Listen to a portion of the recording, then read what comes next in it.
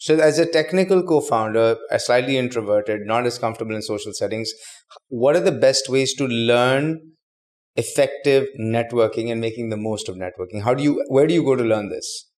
So there isn't a school where you can learn Right. this. You go to startup events. First, you will stand in a corner by yourself. Yeah. I did that. I'm an introvert, but you wouldn't think so now. Yeah. I used to stand in a corner and say, how do I approach that person? Yeah. What if they don't like what I say? Yeah. Or I don't know what to say. Yeah. In the early days of tech, that's what I used to think, that I'm not really a technology person. I'm an entrepreneur. Yeah. How do I approach these people? They're talking technology. Yeah. So the same thing, if you flip it, techies want to talk about coding. They want to talk about new tools that are coming out, all of that. So if there's a business person who approaches them, they just stand there sort of listening. But now, fortunately, what has happened is that every young person is interested in technology to some extent. Right. Using it, maybe the way the interface is designed, maybe seeing how people have made money using technology. Right. So there is always something to share. So the technology graduate may not be as social, but somebody else will come over and say, hey, what do you do? Somebody else is forthcoming and they'll say, where are you from? What do you do? Oh, what are you doing these days? Right. And then that starts a conversation. Got it. Slowly, you learn that you need to, talk to people.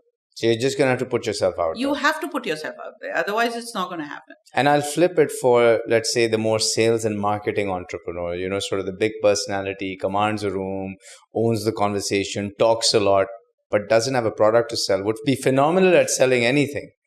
How can that person, and is passionate about solving a problem, but they need that tech co-founder. If they're that personality that doesn't listen because they're always talking and selling, how would they find the right partner? They have to listen. Unfortunately, there's no easy solution. So there's a learning curve for them as well. There is a learning curve for them as well. And you wouldn't believe the number of youngsters who come to us and say, hey, can you define a problem that we can solve? No, nobody else defines the problem for you. You need to figure out what problem you're sort of concerned about and then see what kind of technology people you can attract so that you can solve it together. So they just want to be a founder. They just want to be a founder. On a plate. Many come to you and say, really? I want to be an entrepreneur, but tell me what product to make or what problem to solve. I say, no, that's not what we do. You have to figure that out. And so, that lazy attitude that many of us have, that somebody else is going to tell us what to do. I think it also comes from the way we are educated and all of that we're told this is what you do at this age, and then this is what you do when you grow, to 10, 12 years old, or when you get to 15 years old, this is what you do.